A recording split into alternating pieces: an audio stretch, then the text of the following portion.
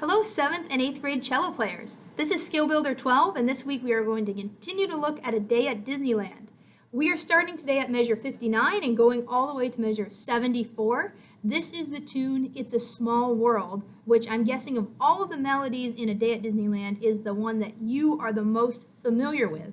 Now, at measure 38 in the Great Outdoors, you guys had a very prominent part. You had your work cut out for you because it was a challenge to learn that melody where the cello section was featured.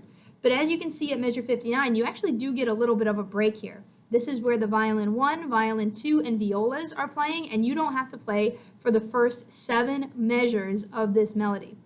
Now they are playing the tune It's a Small World. Like I said, I'm sure you know this. And what you're listening for in your head is the last line, It's a small world after all. And I know we're not singing, but if you're familiar with the words, you can listen for that last line.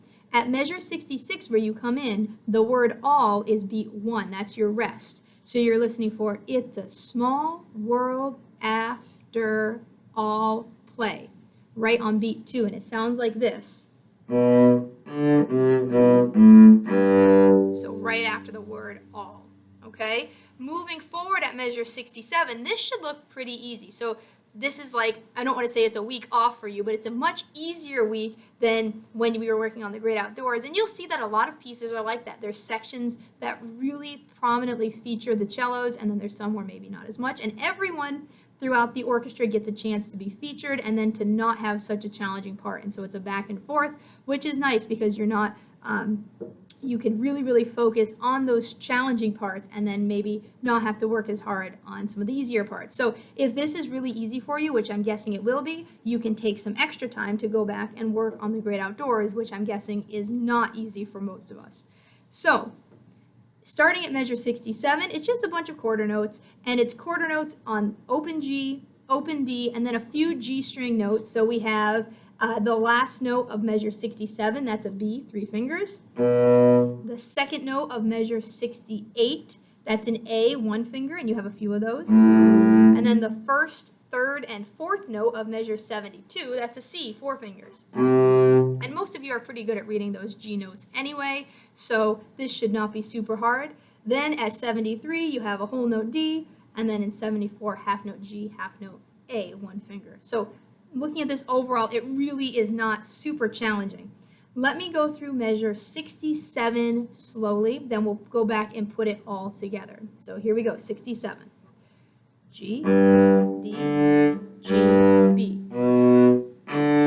There's that A, keep that first finger down. G to D.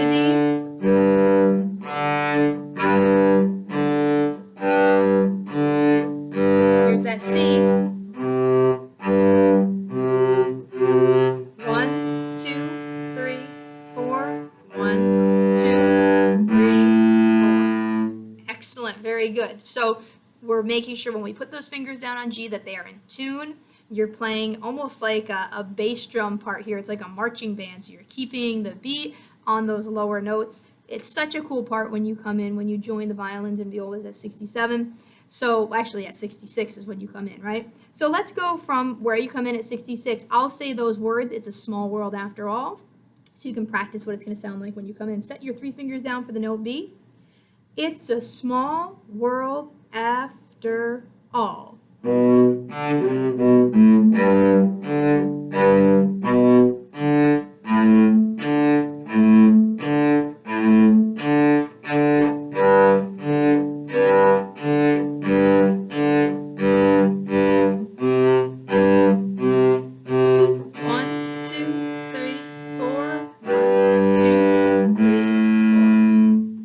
And that's it for you guys for It's a Small World. So again, a little bit of an easier week, and that's okay. You worked really hard last time on the Great Outdoors.